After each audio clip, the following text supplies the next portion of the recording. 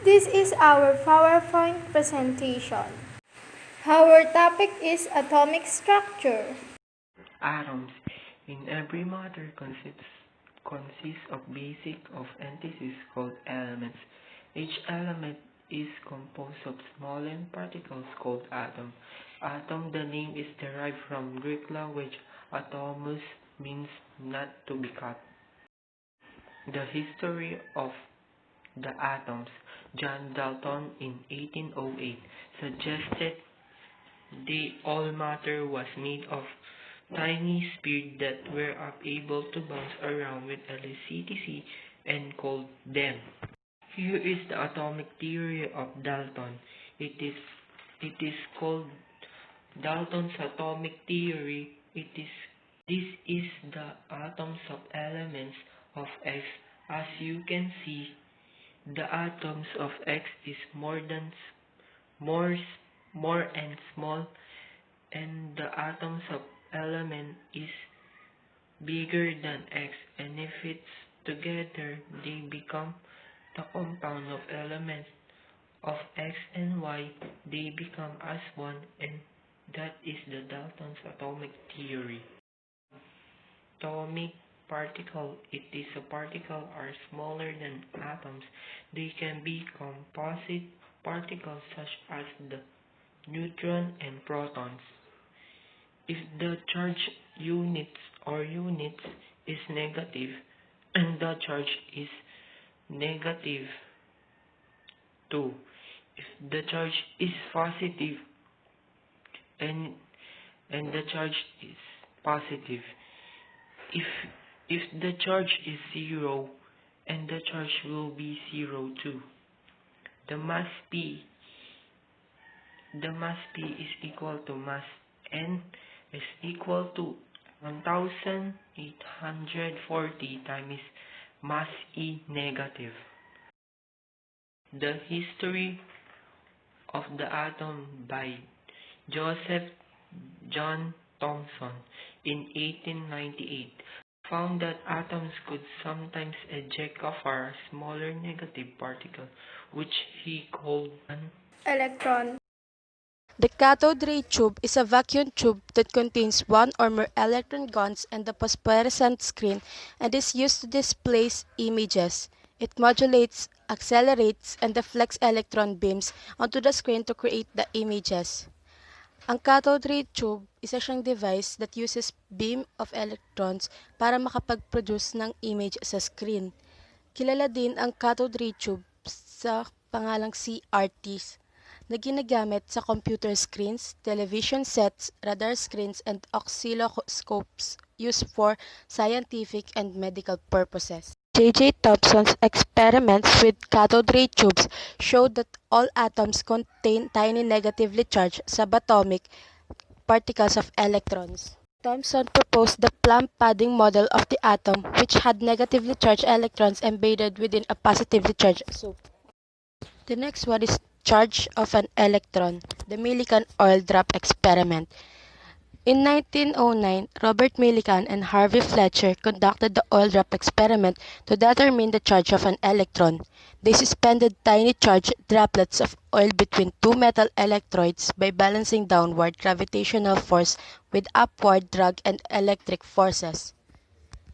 The Millikan oil drop experiment, yun nga na pinerform ni Robert Millikan noong 1909 na nag-determine ng size of charge ng electron at na-determine din niya na meron pa palang smallest unit charge or charge na quantize.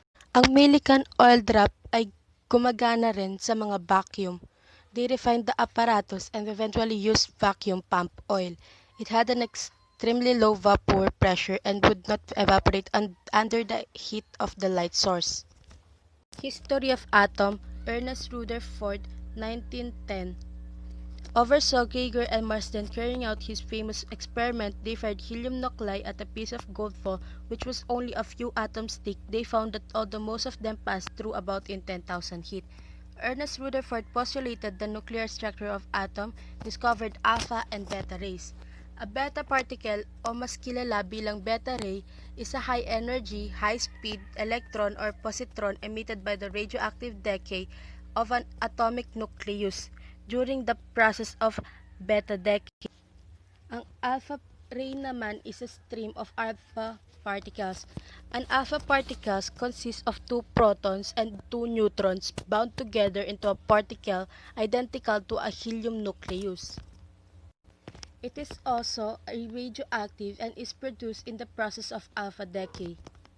Rutherford's experiment, na kilala bilang gold foil experiment, in which he demonstrated that the atom has a tiny and heavy nucleus, and also Rutherford designed the experiment to use the alpha particles emitted by a radioactive element as a probes to the unseen world of atomic structure. Sa experiment ni Rutherford na Goldfield experiment na ipakita na ang atom ay mostly empty space with a tiny, dense, positively charged nucleus. Meron ding naging conclusion si Rutherford sa kanyang experiment, yun ay ang most of the space daw sa loob ng atom is empty dahil most of the particles pass through the gold foil without getting deflected. Pero meron daw iilan na particles na na-deflect from their path, indicating that the positive charge of the atom occupies very little space. The plum pudding model is an early 20th century model of an atom. It was proposed by J.J. Thomson in 1904, after electron had been discovered. During that time, scientists know that there was a positive charge in the atom that balanced out the negative charge of the electrons. Plum is the negatively charged, pudding is a positive charge.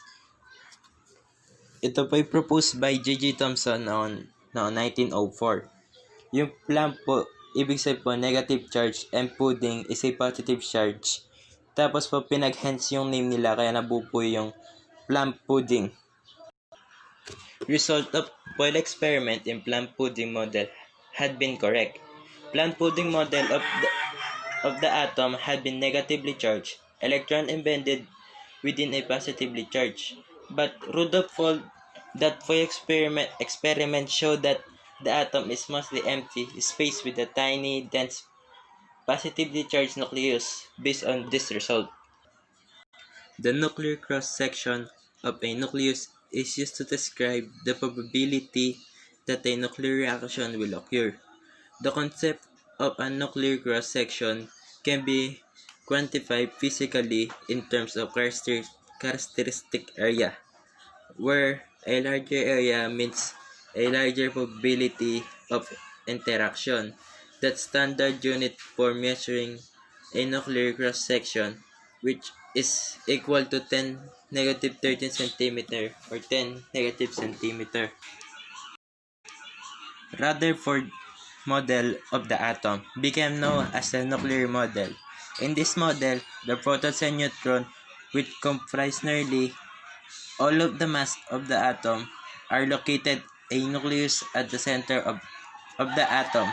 Atomic radius is 100 pm is equal 1 times 10 to negative 10 power meters. Nuclear radius 5 times 10 to negative 3 pm is equal 5 times 10 to negative 15 power meters. Atoms are composed of protons, neutrons, electrons. Protons, positively charged particles. Neutrons, neutral particles. Electrons, negatively charged particles. Protons and neutrons are located in the nucleus. Electrons are found in orbitals surrounding the nucleus. Helium atom. Proton is positive, electron is negative, neutron is positive. On the side of the circle is called the shell. Every different atom has a characteristic number of protons in the nucleus. Atomic number equals a number of protons. Atoms with the same atomic number have the same chemical properties and belong to the same element. Atomic structure. Each proton and neutron has a mass of approximately 1 dalton. The sum of protons and neutrons is the atom's atomic mass. Isotopes. atoms of the same element that have different atomic mass numbers due to different numbers of neutrons. Atomic structure are important because they help us visualize the interior of atoms and molecules and thereby predicting properties of matter. Isotopes are variants of a particular chemical element which differ in neutron number and consequently in nucleon number. Yung lahat ng isotopes given element ay may parehas na number ng protons pero magkaibang numbers ng neutrons in each atom.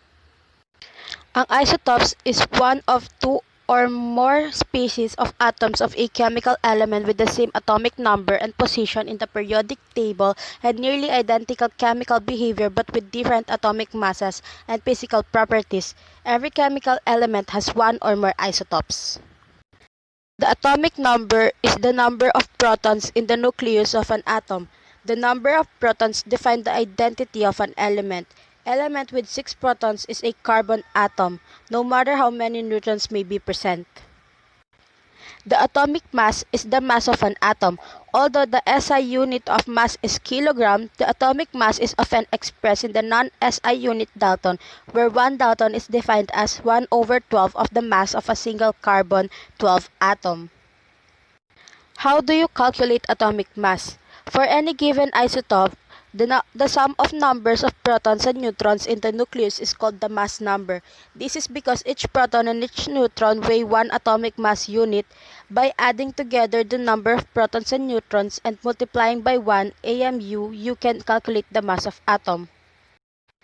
Atomic number Z, number of protons in nucleus. The conventional symbol Z comes from the German word Zahl, meaning number, which before the modern synthesis of ideas from chemistry and physics merely denoted an element's numerical place in the periodical table, whose order is approximately but not completely consistent with the order of element by atomic.